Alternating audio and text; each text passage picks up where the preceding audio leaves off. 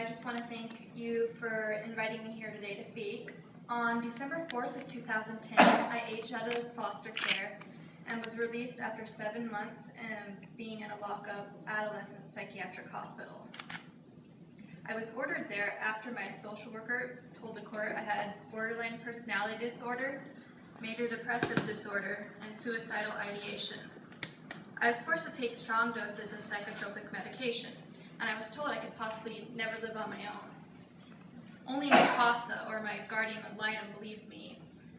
The 7 months I lived there felt like being in jail. After expressing my opinions about being there, I had to sleep in a quiet room, which is a concrete padded room. And then after reviewing my records, I discovered that the foster care system paid $15,000 a month, about $120,000, to lock me up in the psychiatric ward and take drugs I personally feel I did not need. I am now 20 years old. Last month, I earned my certificate for nurse's aid, and I've been attending Bellingham Technical College, working towards the RN program.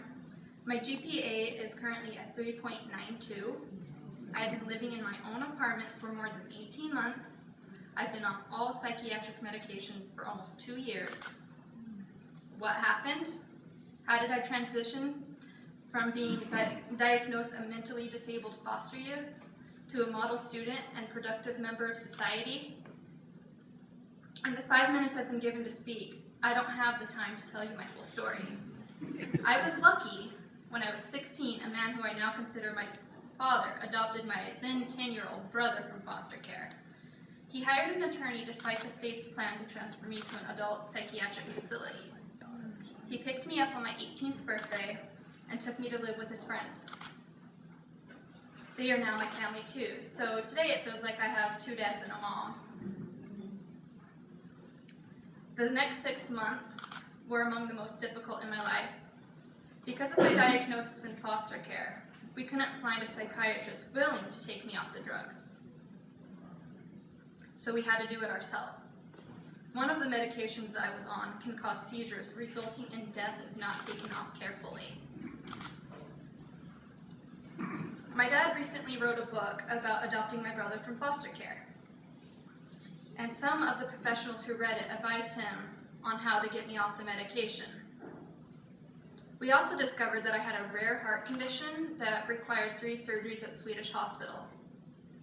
My heart condition caused fainting episodes and disorientation.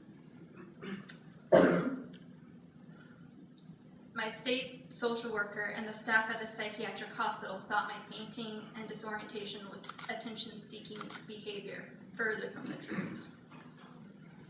6 months after I aged out of foster care, I managed to graduate from Mount Baker High School with my class. A few months later, I moved into my own apartment. My new family helped me find an excellent therapist who I've been seeing weekly for more than 2 years. I know some of the kids I was locked up with needed medication. They heard voices that weren't there, and they did get violent sometimes. But I believe many of the kids were like me and didn't need to be drugged. What they needed was a loving family and parents to guide them.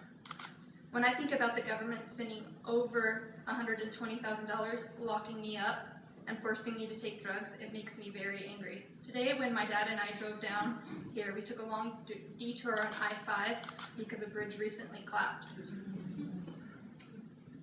I wish that money had been spent fixing bridges.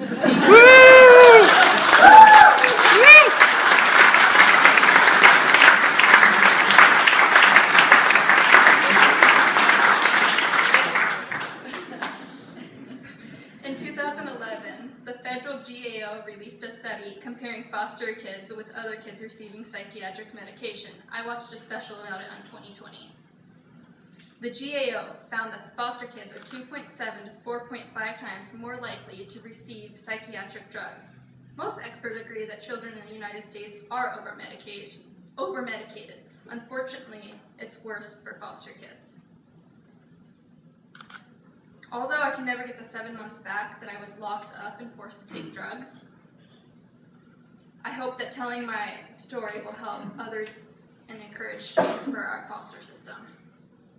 I am forever grateful for my CASA for telling the court that he agreed with me and that I did not need the medication.